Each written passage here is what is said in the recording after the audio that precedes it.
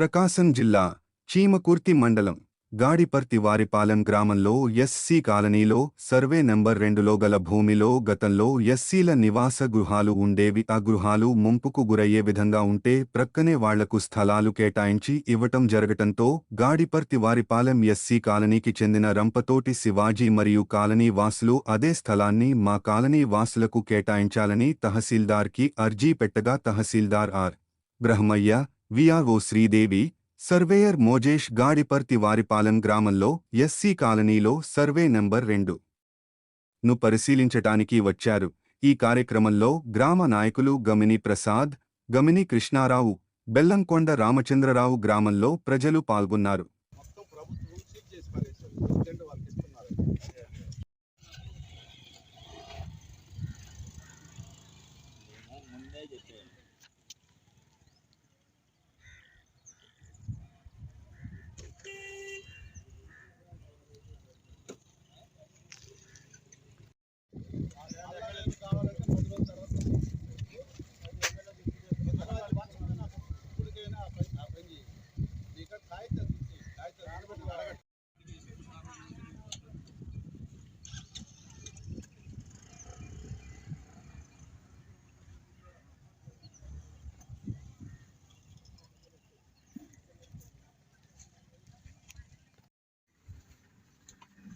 ఇప్పుడు గ్రామ కంఠమైనా కానీ 2014 తర్వాత గ్రామ కంఠం కూడా పట్టభూమి తెలుసో తెలియదు.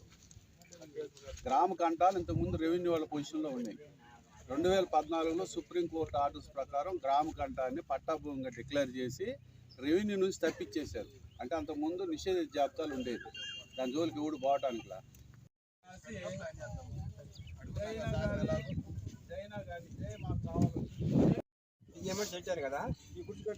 మా దగ్గర ఉన్న పుస్తకం తీసుకొచ్చుకొని నువ్వు పోయినప్పుడు ఉన్నాయో కానీ గ్రామంలో అడంగల్కి వచ్చేవరకు రఫ్గా రాస్తారు. ఇది గుడి ఉంది, బడి ఉంది, ఏడన్నా అది బై బర్త్. ఇది పట్టాభూమి. నువ్వు నీకు ఏదైనా మనం ఇల్లు ఇచ్చినా ఇప్పుడు ఆ సేమ్ కూర్చుంది కానీ పేరుగా ఉన్న భూమి గవర్నమెంట్ అదే గ్రామ కంఠం అంటే రాదు. లేని పేర్లు పెడితే రావు.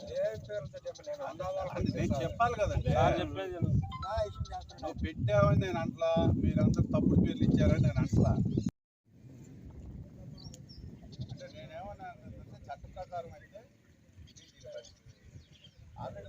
ఈరోజు మనం గాడిపర్తి వారిపాలెం ఎస్సీ కాలనీకి రావడం జరిగింది. ఈ కాలనీకి సంబంధించి రంపతోటి శివాజీ కొంతమంది గ్రామస్తులు కలిసి ఇక్కడ సర్వే నెంబరు 2లో ఉన్న కొంత భూమి గతంలో మేము కాలనీ ఉండేదని, తర్వాత అది ఆ ముంపు ప్రాంతం అని చెప్పేసి మాకు పక్కన ఇళ్ల స్థలాలు ఇచ్చారని చెప్పేసి, కాబట్టి ఇప్పుడు ఎక్కువగా కొంతమందికి ఇళ్ల స్థలాలు లేవని ఆ మిగిలిన వారికి మళ్ళా ఏదైతే పాత కాలనీ మేము ఎక్కడైతే నివాసం ఉంటున్నామో అక్కడ పట్టాల మంజూరు చేయాల్సింది అని చెప్పేసి వాళ్ళు ఒక అర్జీ ఇచ్చారు. ఆ అర్జీ మీద విచారణ చేయడానికి ఈరోజు ఇక్కడికి రావడం జరిగింది. వాళ్ళందరి సమక్షంలో మనకి తెలిసింది ఏంటంటే ఈ సర్వే నెంబర్ 2 అనేది పట్టాభూమి. అది ఎనికేపల్లి శ్రీనివాసమూర్తి అనే ఆయన పేరు మీద FLR దాఖలా నమోదయ్యింది. అతను వాళ్ళ అబ్బాయి ఆయన మరణించిన తర్వాత వాళ్ళ కుమారుడు వేరే వాళ్ళకి పెద్దిరెడ్డి అని అతనికి రిజిస్ట్రేషన్ చేయటం జరిగింది. కాబట్టి అది ఆ విషయం మీద చర్చించడానికి ఇక్కడికి రావడం జరిగింది. Thank you.